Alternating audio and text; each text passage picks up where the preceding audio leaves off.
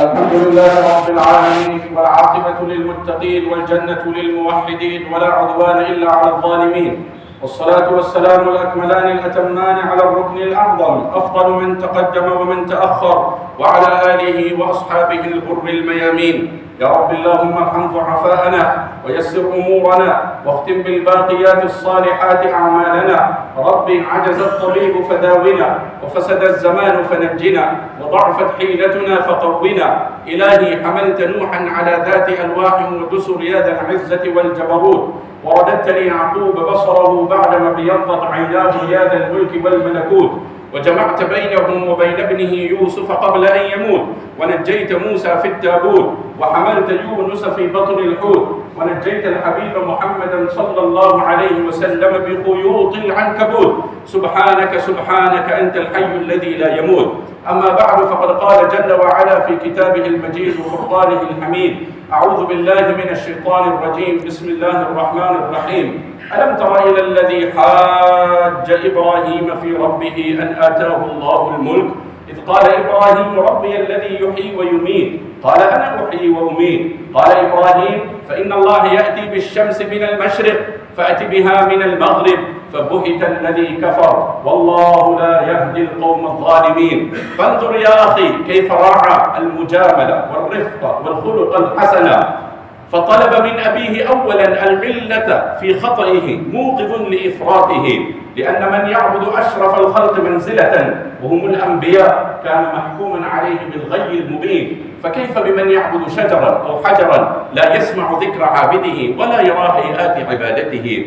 ثم ثنى بدعوته مترفقا متلطفا، فلم يسم أباه بالجهل المفرط ولا نفسه بالعلم الفائت، لكنه قال إن معي شيئا من العلم ليس معك، وذلك علم الدلالة على الطريق السوي.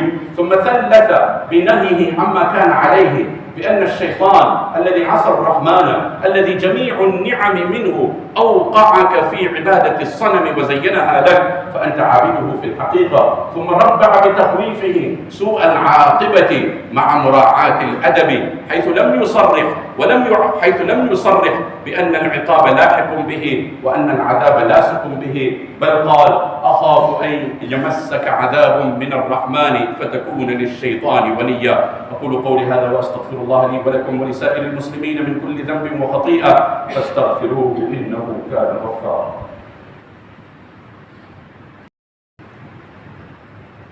الحمد لله الذي لا يرجى لكشف الشدائد إلا هو، ولا يدعى لدفع المصائب إلا هو، وما مراد العاشقين في الدارين إلا هو، وما طلب الواصلين في الكونين إلا هو. المخلوق كلهم ضعفاء ولا قوي إلا هو، والناس كلهم فقراء ولا غني إلا هو، وما للعارفين رجاء إلا هو، لا واحد ولا ماجد إلا هو، لا حافظ ولا ناصر إلا هو. ويوسف في قعر البئر حين ناداه قال لا إله إلا هو، ويونس في بطن الحوت حين ناجاه قال لا إله إلا هو، وإبراهيم في نار العميق حين ناداه قال لا إله إلا هو.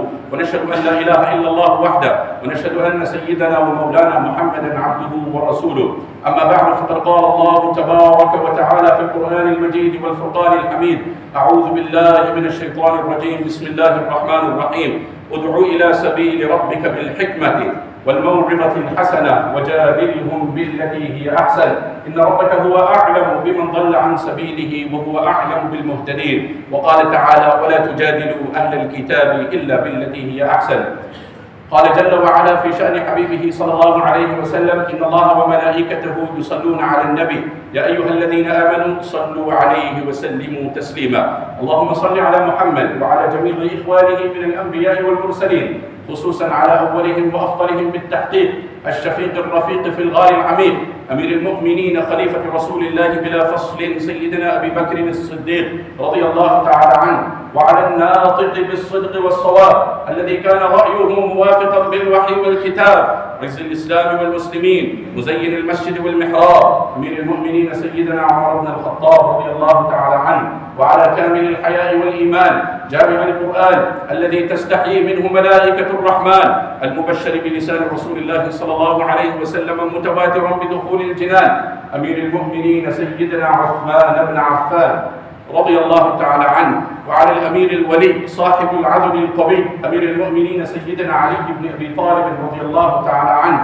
وعلى عميه الشريفين المطهرين من الأدناس سيدنا حمزة وسيدنا العباس رضوان الله تعالى عليهم أجمعين. عباد الله رحمكم الله، إن الله يأمر بالعدل والإحسان وإيتاء ذي القربى وينهى عن الفحشاء والمنكر والبغي يعظكم لعلكم تذكرون. اذكروا الله العلي العظيم يذكركم وادعوه يستجب لكم، ولذكر الله تعالى أعلى وأولى وأعز وأجل وأهم وأتم وأعظم وأكبر، والله يعلم ما تصنعون. أقم الصلاة.